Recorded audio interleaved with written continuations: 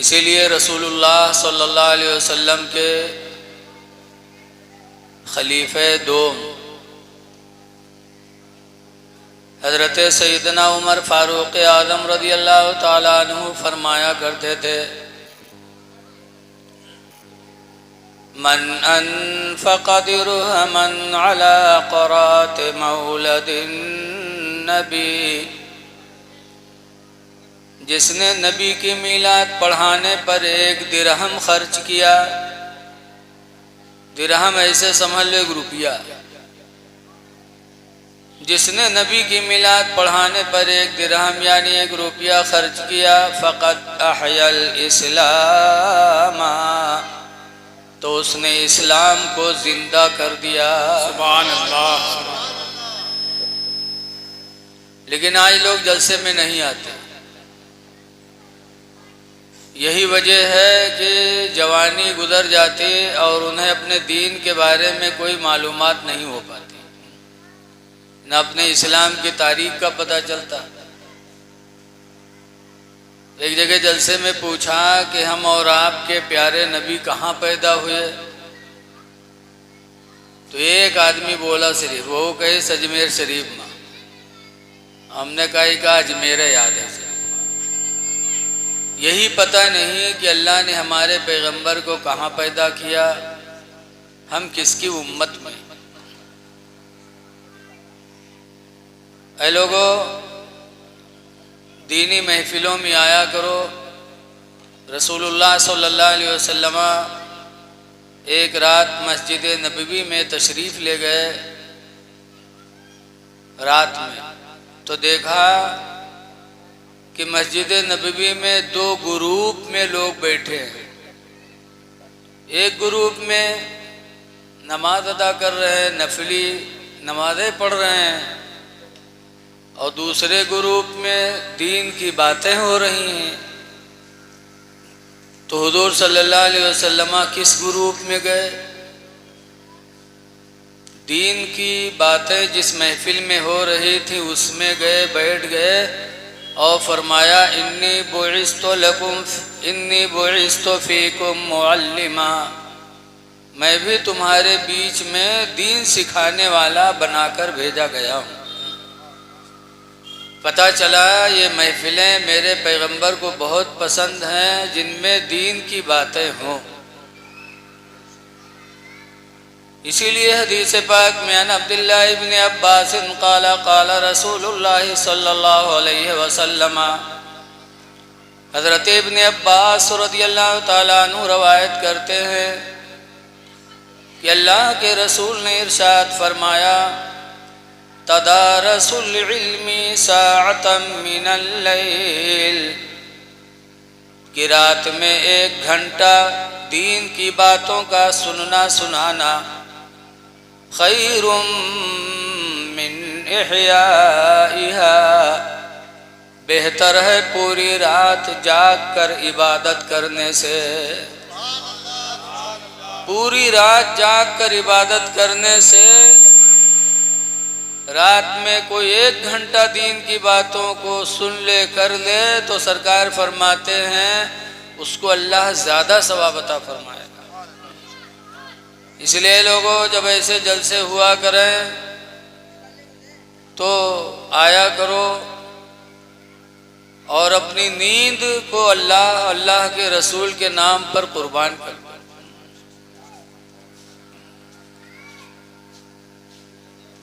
सोना तो सब दिन है।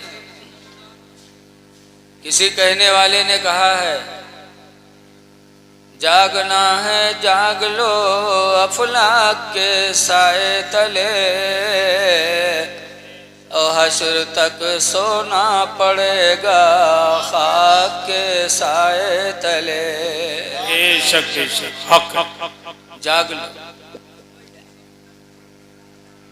कुरान हकीम के एक आयत मैंने पढ़ी, अल्लाह ताला फरमाता, या अय्युहल्लज़ीना आमनू, ऐ ईमान वालो, उदखुलू फिस्सिल्मि काफ़्फ़ा, इस्लाम के अंदर मुकम्मल तरीके से दाखिल हो जाओ।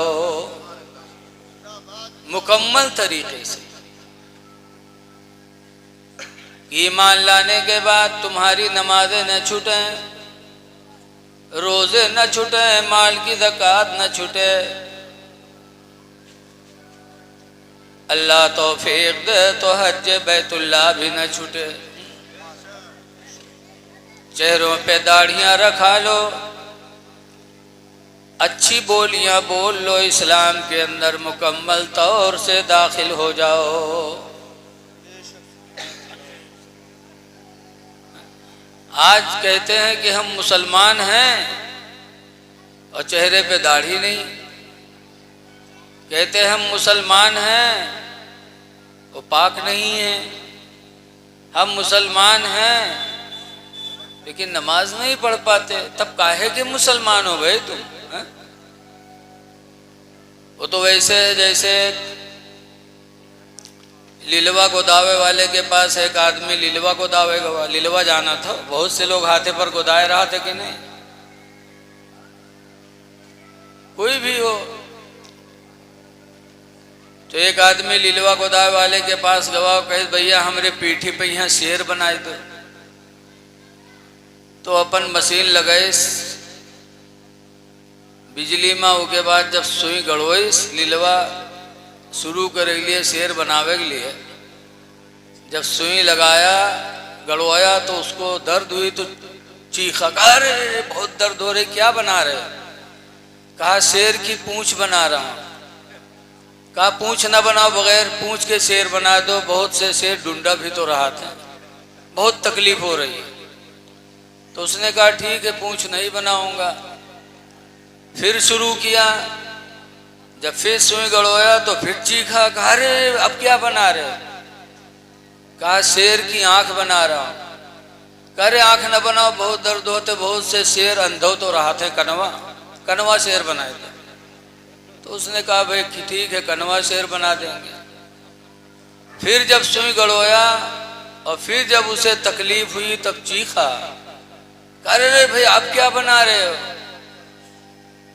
कहा शेर की टांग बना रहा हूं।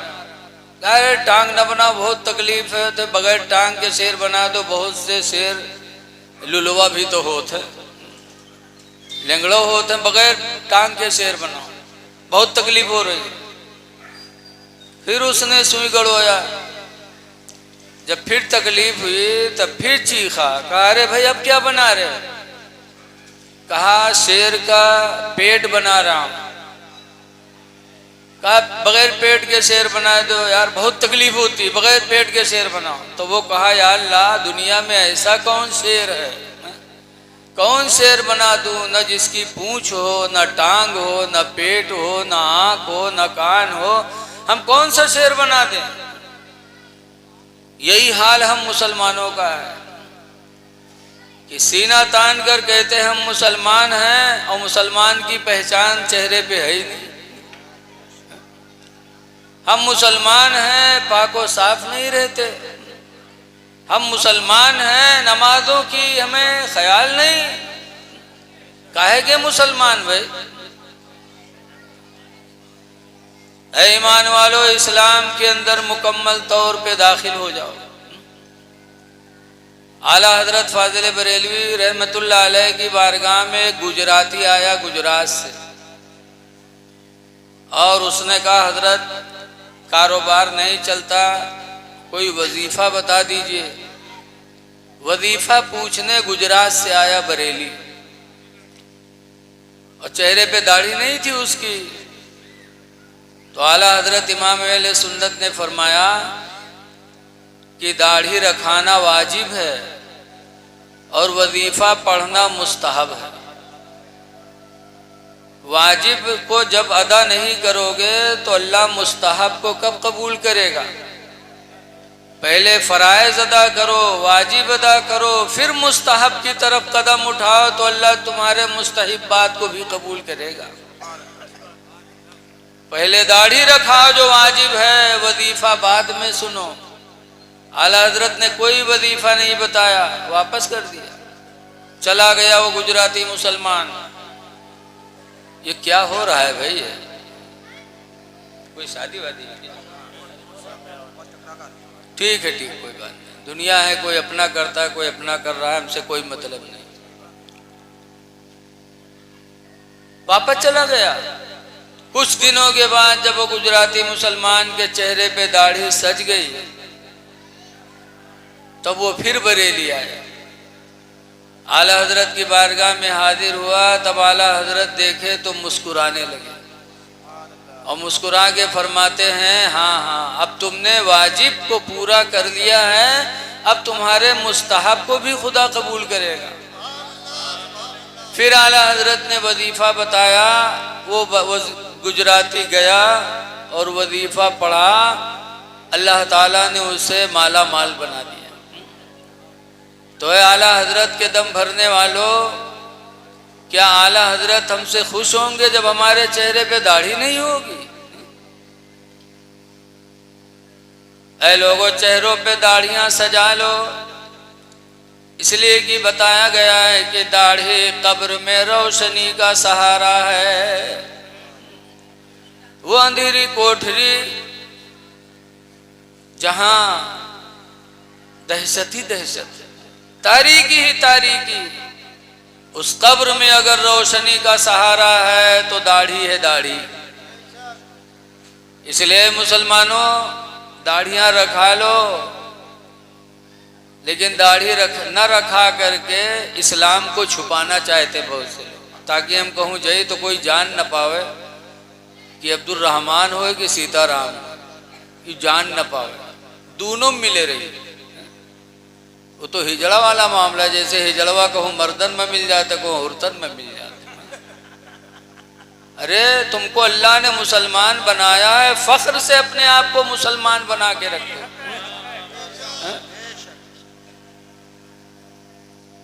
एक दफा आ रहा था मैं बम्बई से मुहर्रम की तकरीर करके पुष्पक ट्रेन पे, और बम्बई जो कोई गवा हुई जाना थे, जैसे बम्बई ट्रेन छूटा था वैसे हिजड़ा आ जाते हैं ताड़ी बजावे, और ताड़ी बजाए बजाए के पैसा लेते।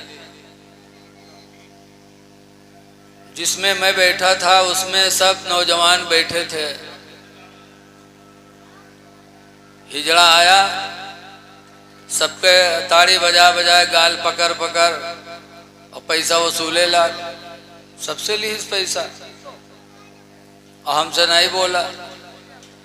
जब चला गया तो लोग कहीं लौंडोए, कहीं सब नौजवान, कहीं ना हजरत आपसे नहीं मांगी। तो हम कहा, जब उका अपने स्टाफ से काम हो ही गवा तो दूसरे स्टाफ में काहे घुसे? हर आदमी अपने अपने स्टाफ से सहारा लेता है। अरे हजरत खालिद इब्ने वलीद रदी अल्लाह ताला, हजरत खालिद इब्ने वलीद से एक मर्तबा एक यहूदी मिला। यहूदी जब मिला तो पूछता है, तुम कौन हो?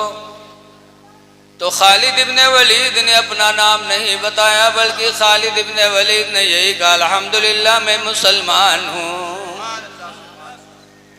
जब पूछा कौन हो तो कहा मैं मुसलमान हूँ। तो यहूदी ने कहा कि अगर आप मुसलमान हैं और तुम्हारा इस्लाम सच्चा मजहब है तो खालिद, ये हमारे हाथ में जहर की पुड़िया है, खा के दिखाओ। अगर इस्लाम सच्चा होगा तो तुम पर ये जहर की पुड़िया असर नहीं करेगी। मीरगंज के आदमी हो तो कहा, अच्छा हमका चूतिया बनाओ तो है, हम जहर खाएंगे। बोले हम मुंह न खाए अगर हमसे कहा तो। लेकिन वारे खालिद इब्ने वलीद का ईमान, सहाबा का ईमान कितना जबरदस्त था। खालिद इब्ने वलीद कहते हैं, लाओ अल्हम्दुलिल्लाह मेरा इस्लाम भी सच्चा है, मैं अपने नबी का सच्चा गुलाम भी हूँ, लाओ। हजरत खालिद इब्ने वलीद ने जहर की पुड़िया लिया और खा गए। वो यहूदी देर तक खड़ा रहा, इंतजार करता रहा कि अब खालिद पर जहर का असर हो, अब असर हो, अब असर हो, लेकिन काफी देर तक खड़ा रहा और खालिद इब्ने वलीद के चेहरे पे कोई शिकन नहीं। जब देर तक उसने इंतजार कर लिया तब पुकारा है खालिद, खुदा की कसम आज मुझे यकीन हो गया कि इस्लाम सच्चा मजहब है और इस्लाम के मानने वाले भी सच्चे होते हैं। मैं कलमा पढ़ता हूँ ला इलाहा इल्लल्लाह मुहम्मदुर रसूलुल्लाह सल्लल्लाहु अलैहि वसल्लम। वो यहूदी खालिद इब्ने वलीद का जबरदस्ती ईमान देख करके उसने ईमान को कबूल कर लिया। ऐ लोगों, आज हम मुसलमानों के इस्लाम छुपाते हैं, दाढ़ियां चेहरे पे रखा लो, जी लो मुसलमान बन के। अल्लाह कुरान हकीम में फरमाता वला तमूतुन्ना इल्ला व अंतुम मुस्लिमून। ऐ लोगो, हरगिज हरगिज तुम न मरो मगर मुसलमान बन के मरो। अच्छा ये बताओ, हजरत इमाम हुसैन रदी अल्लाह अन्हु ने यजीद के हाथ पे हाथ काहे नहीं धरा था? आज हमू तुमरे बीच में यहाँ गुरुहु गुरुहु पीर बन के आवत है और न उनके नमाज देखी न इस्लामी जिंदगी देखी और फट से हाथ में हाथ धे के मुरीद हो जावा जाता। इमाम हुसैन भी मुरीद हो जाते, रख दे देते हाथ पे हाथ, लेकिन नहीं दिया। उसके लिए मदीना छोड़ना पड़ा तो छोड़ दिया। वो मदीना जहां हर मुसलमान की मरने की तमन्ना है। हजरत उमर फारूक आजम रज़ी अल्लाह ताला अन्हु दुआ मांगा करते थे, अल्लाहुम्मा रज़ुक़नी शहादतन फी सबीलिका। अल्लाह तो अपने राह में मुझे शहादत दे दे। वजअल मौती फी बलदी हबीबिका। और या अल्लाह तो अपने नबी के शहर में मुझे मौत अता फरमा दे। वह मदीना जहां हजरत उमर मरने की दुआ मांग रहे हैं और इमाम हुसैन मदीना छोड़ रहे हैं।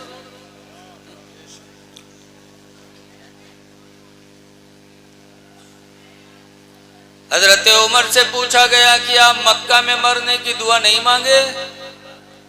मक्का में मरने की दुआ मांगना चाहिए जहां खाने काबा है, जहां सफ़ा मरवा है, जहां मकाम इब्राहिम है, जहां अरफात है, मुजदलफा है, मिना का मैदान है।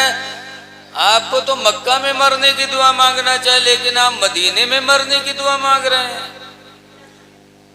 तो हजरत उमर ने कहा था, क्यों ना मदीने में मरने की दुआ मांगू। मेरे पैगंबर ने फरमाया, मम्मा तफिल मदीना, जो मदीने में मरा, फकुन्तु लहू यौमल क़ियामति शाफ़िअन व शहीदा।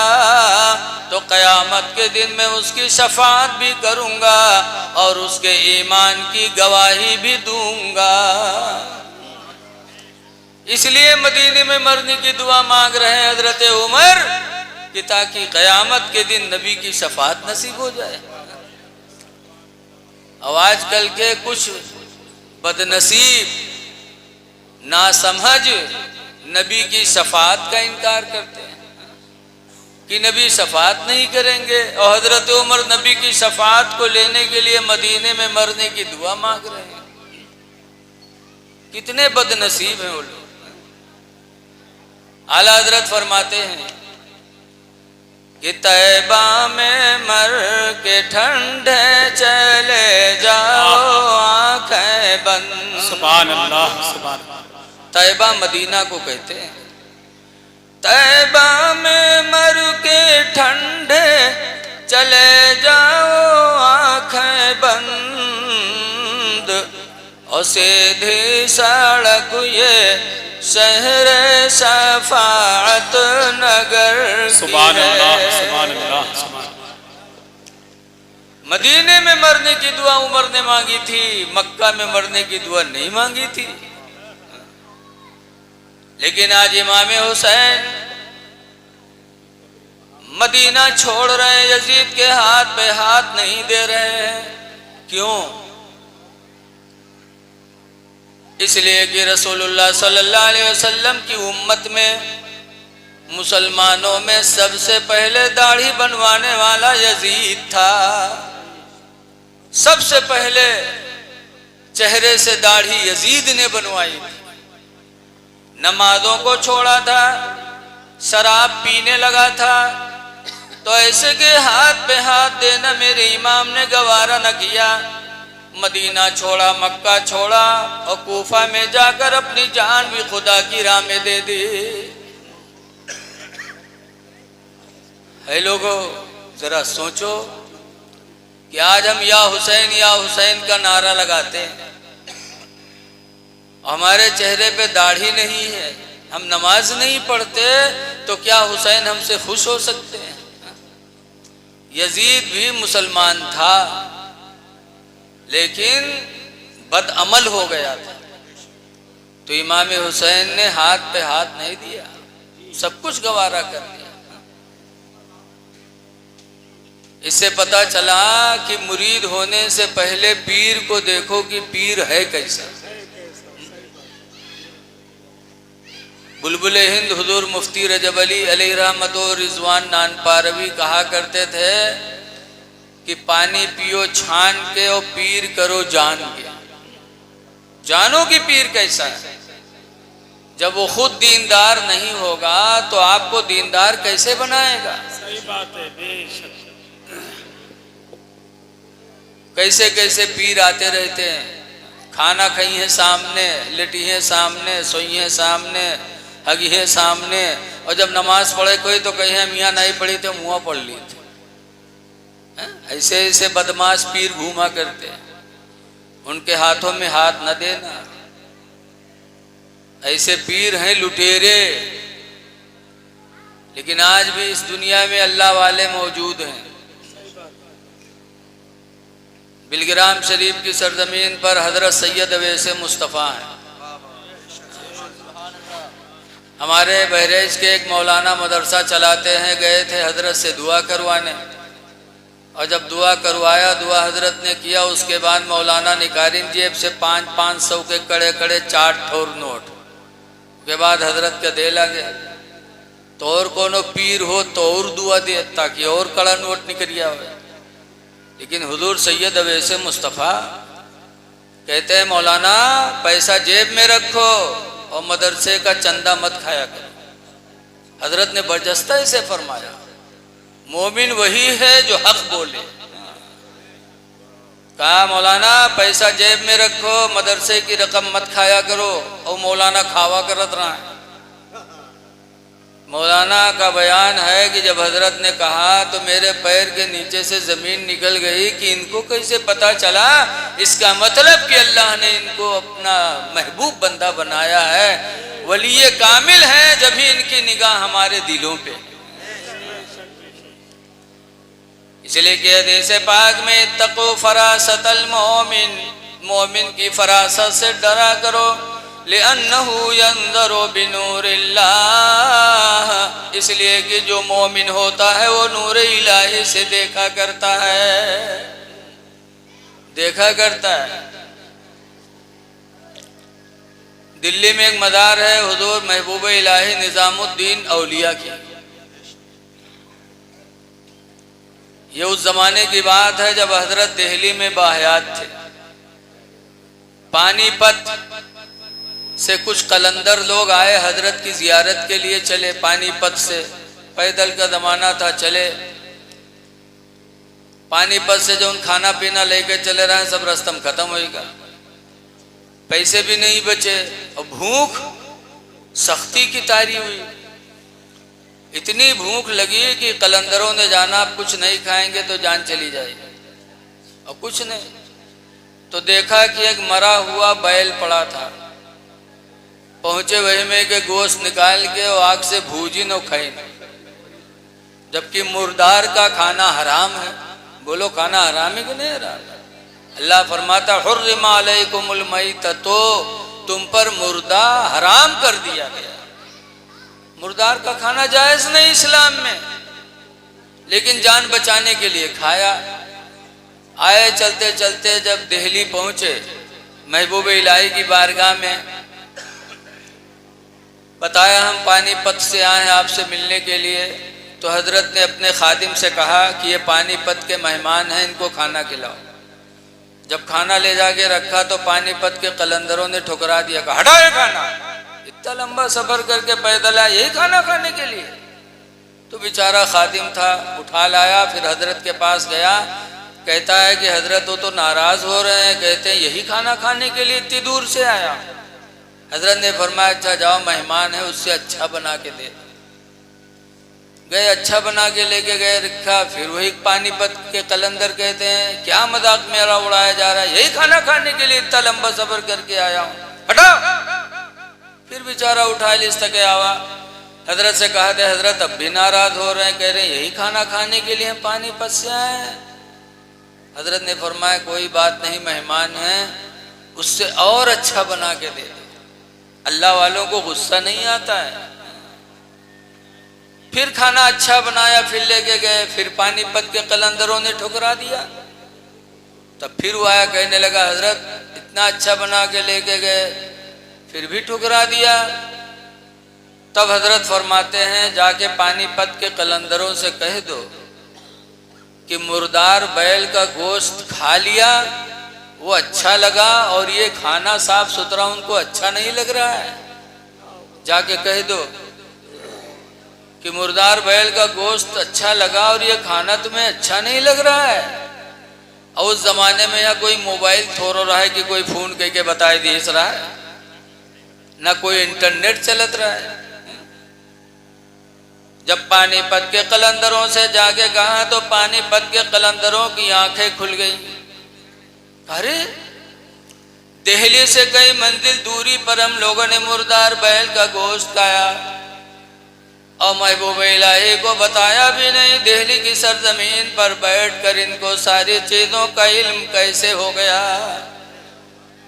उन लोगों ने हैरत से पूछा है महबूब इलाही आखिर आपको कैसे मालूम हुआ कि हम लोगों ने रास्ते में मरे हुए बैल का गोश्त खाया।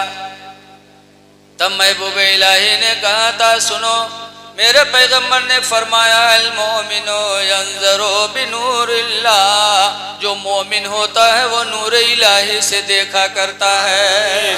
बेशक सुभान अल्लाह सुभान। तो पीर करो ऐसा जिसकी निगाह दिल पर हो। वो पीर से मुरीद न हो जिसकी निगाह तुमरे माल पर हो, तुमरे मेहरुआ पर हो, बिटियन पर। आजकल पीर बहुत घर घुसनो तो रहा था, बाहर न बैठी है घर में बैठी है। दज्जाल कहूँ पीर हो कि डाकू हो,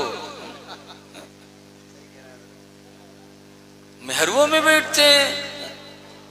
जब रसूलुल्लाह सल्लल्लाहु अलैहि वसल्लम की बीवी हजरत आयशा उम्मे सलमा बैठी थी, इतने में एक नाबीना सहाबी आ गए, अब्दुल्ला इब्ने उम्मे मक्तूम। नाबीना सहाबी थे। जब सरकार आए, जब सरकार की बारगाह में अब्दुल्ला इब्ने उम्मे मक्तूम आए तो अपने दोनों बीवियों से सरकार ने फरमाया इहतजिबानु, तुम दोनों उससे पर्दे में चली जाओ, पर्दे में हो जाओ। अब्दुल्ला इब्ने उम्मे मक्तूम आया तो उम्मे सलमा कहती हैं कि ताज्जुब हुआ, हुजूर से कहा गया अलैसा हुआ आमा, अलैसा हुआ आमा, अल्लाह के रसूल क्या वो नाबीना नहीं है? वो तो नाबीना है, देख भी नहीं रहे। तो हुजूर ने फरमाया था हुआ आमा, वो तो नाबीना है, वलस्तुमा आमा, और तुम दोनों तो नाबीना नहीं हो। वो अंधा है, तुम दोनों तो अंधी नहीं हो। वो नहीं देख रहा लेकिन तुम दोनों तो देख रही हो। बताओ सहाबी, आज सहाबी के दर्जे को कोई वली पहुंच सकता है? बोलो। वो अब्दुल्ला इब्ने उम्मे मक्तूम जिनके बारे में कुरान की आयत नाजिल हुई, एक मर्तबा सरकार की बारगाह में गए कुछ बात करने के लिए। वो सरकार किसी से बात कर रहे थे और नाबीना आदमी गए, अल्लाह के रसूल हमारी तरफ तवज्जो करिए। हुजूर उधर बात कर रहे थे, फिर कहते हैं आप मेरी बात नहीं सुनते, मेरी बात सुनो। फिर हुजूर बात करते रहे। और तरीका है कि जब दो आदमी बात कर रहे हो तो तीसरा अगर आया है तो इंतज़ार करे, जब दोनों की बात ख़त्म हो जाए तब तीसरा बोले। तरीका ये है। और नाबीना बेचारे आए, वो फटाफट अपनी बात कहते रहे। जब तीसरी मर्तबा कहा तो हुजूर को गुस्सा आया और हुजूर ने अब्दुल्ला इब्ने उम्मे मक्तूम की तरफ ऐसे तेवर चढ़ाई और घर के अंदर चले गए, कुछ नहीं बोले अब्दुल्ला इब्ने उम्मे मक्तूम से। तब कुरान की आयत अल्लाह ने उतारा, ए जिब्रील जाओ मेरे नबी को ये हुक्म सुनाओ, अबसा व तवल्ला अन जाअहुल आमा। अबसा महबूब ने तेवर चढ़ा ली, व तवल्ला और मुंह फेर कर चले गए, अन जाअहुल आमा कि जब उनके पास नाबीना आया, जाके मेरा हुक्म सुनाओ।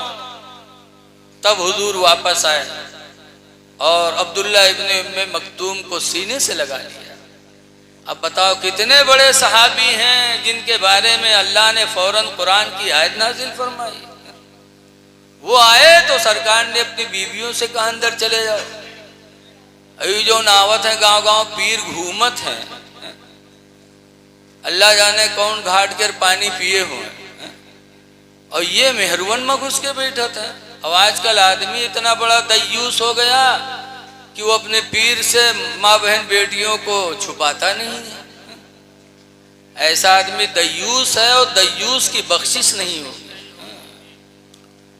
हुजूर फरमाते ला तदखुलुल जन्नत सलासतु रिजालिन, 3 आदमी जन्नत में नहीं जाएंगे। नंबर 1 पर फरमाया अल कातिल, कत्ल करने वाला कभी जन्नत में नहीं जाएगा। कातिल, किसी का खून न बहाओ, कत्ल न करो। अल्लाह तुम्हें तौफीक दे तो कोई कत्ल हो रहा हो तो उसकी जान बचा लो, बचाओ।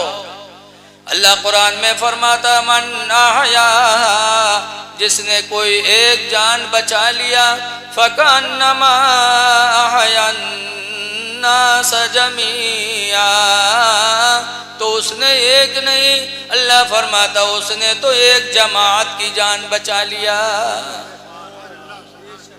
जिसको बचाया तो उससे पैदा होने वाली औलादें बच गई। मार देते तो उससे बच्चे नहीं होते, बचा लिया तो उससे बच्चे पैदा हुए, फिर उसके बच्चों के बच्चे पैदा होंगे, फिर बच्चों के बच्चे, कयामत तक जितनी नस्लें उसके नस्ल से निकलेंगी। एक जान को बचाकर तुमने सारी नस्लों को बचा लिया। तो अल्लाह तौफीक दे तो किसी की जान बचाओ, जान गंवाओ नहीं। कातिल जन्नत में नहीं जाएगा। दूसरे नंबर पर सरकार ने फरमाया वज़्ज़ानी, और ज़िना करने वाला भी जन्नत में दाखिल नहीं होगा।